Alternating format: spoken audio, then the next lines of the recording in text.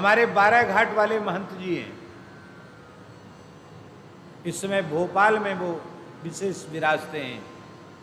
लाल घाटी गुफा मंदिर में श्री महंत पद पर विराजमान हैं। बड़े अच्छे गोभक्त महापुरुष हैं। उनको बहुत तेज दमा हो गया, दमा। और महाराज जी ऐसी स्थिति हो गई कि वो 5 कदम न चल सकें, 5 कदम, नई अवस्था, 5 कदम न चल सकें, इतनी जोर का दमा उखड़े। उनके गुरुदेव भगवान विराजमान थे, परम पूज्य श्री मुरलीदास जी महाराज। उन्होंने कहा, अरे भैया लाला छोरा तो कहा गो, ये तो एकदम क्या काम करोगे, तो जवानी में ये हो गई तुम्हारी हालत।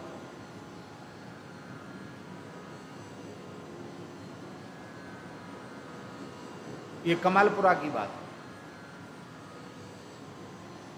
तो पहली बार सुन लो, कान खोलकर सुन लो, पहली बार गाय ने बछड़ा दिया हो, पहली बार ही, माने पहली ब्यात हो उसकी, पहली बार ही वो गाय मां बनी हो, और पहली ब्यात में उसने बछड़ा दिया हो,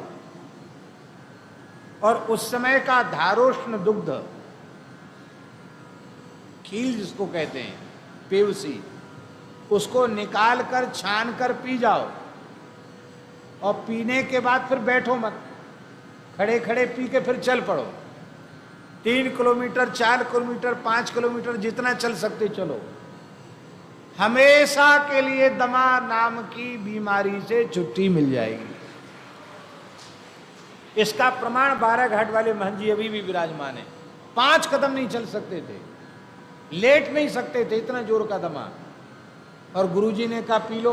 महाराज जी पिया, और पीने के बाद ऐसे ऐसे कर रहे थे। बोले चलो पैदल, पैदल चले, 3-4 किलोमीटर चले, आज तक टना टन बिल्कुल ठीक।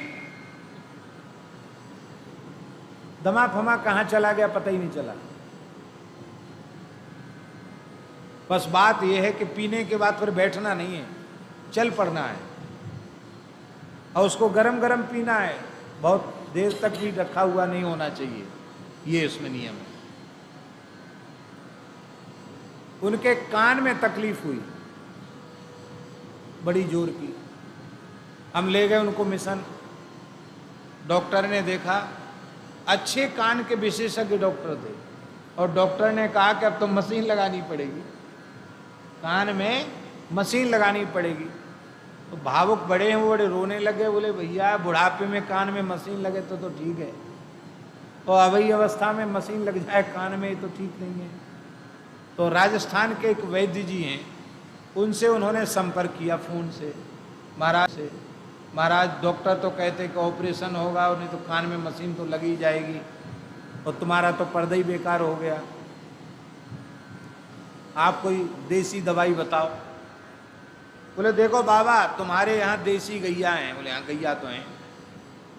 बोले बढ़िया दूध हटाओ, और दूध हटा करके पाव सेर दूध हो, जितना आप पी सकते हो, कम से कम आधा सेर दूध हो, उसमें देसी गाय का ताज़ा 1 तोला गाय का घी उसमें डालो, और 100 बार फेंटो उसको, और पी जाओ, और थोड़ा घी से ऐसे ऐसे यहाँ थोड़ी मालिश करो नसों पर। इसी से धीरे धीरे स्नायु ठीक हो जाएंगे, और कान का पर्दा तुम्हारा खुल जाएगा, वैद्य जी ने बताया।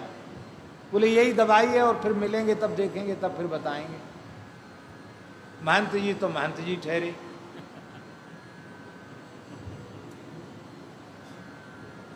उन्होंने 1-1.5 किलो दूध बढ़िया खूब उठाया, कम से कम 1.5-2 किलो दूध होगा, और 200 ग्राम कम से कम उसमें घी डाला, 200 ग्राम घी खूब फेंटा। उनकी शक्ति भी है पचाने की महाराज, वो पी गए। वैद्य ने तो बताया था 1 तोला, और वो कम से कम 200 ग्राम घी डाल के फेंट के उन्होंने पिया। अरे बोले जो जल्दी कान को पर्दा खुल जाए, इस भाव से और बोले जो होगा सो होगा। उन्होंने फेंट कर जैसे पिया, पीते ही जैसे कोई ढक्कन भक्क से खुल जाए, ऐसी दोनों कान भक्क से खुल गए उनके, गरम गरम दूध पीते ही ठीक हो गए वो। उन्होंने वैद्य जी को फोन लगाया कि वैद्य जी और कितने दिन पीना, तो वैद्य जी बड़े नाराज हुए, बोले एक ही दिन में फायदा होगा, अरे कम से कम 90 दिन तो पियो। अरे बोले हमारे तो दोनों कान अभी खुल गए। अभी? हम बोले हाँ, एक खुराक में ही दोनों कान खुल गए हमारे। कैसे खुले? वैद्य को भी आश्चर्य हुआ महाराज, कैसे खुले? उन्होंने बताया हम तो आधा सेर दूध नहीं, हम तो कम से कम 1.5 किलो से ऊपर दूध होगा, उसमें खूब 100-200 ग्राम घी डाल के फेंट के पिया। बोले महाराज आपको कुछ नहीं होने वाला, आप खूब दूध घी पियो, अब तक कान बिल्कुल ठीक है।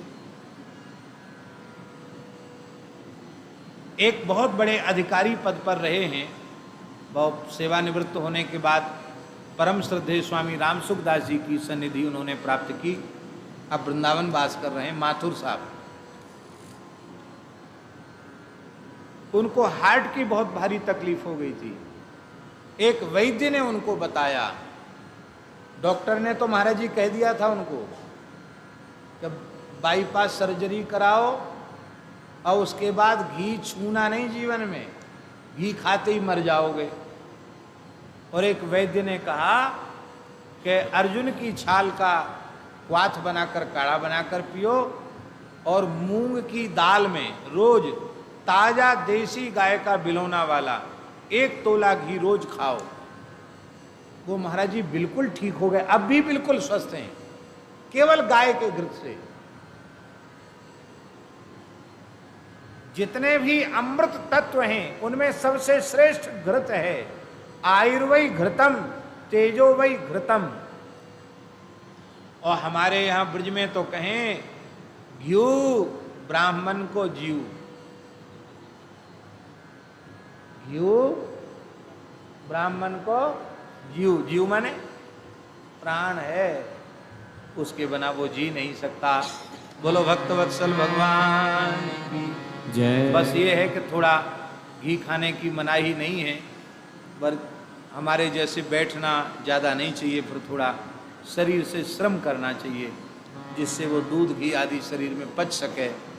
और नहीं तो ये वस्तुएं भी अधिक मात्रा में जब हम लेते हैं और उनको, उनकी जो ऊर्जा है उसको हम पचा नहीं पाते हैं, तो कई बार उनसे भी विकृति होती है। इसलिए अपनी सामर्थ्य के अनुरूप इनका सेवन करना चाहिए।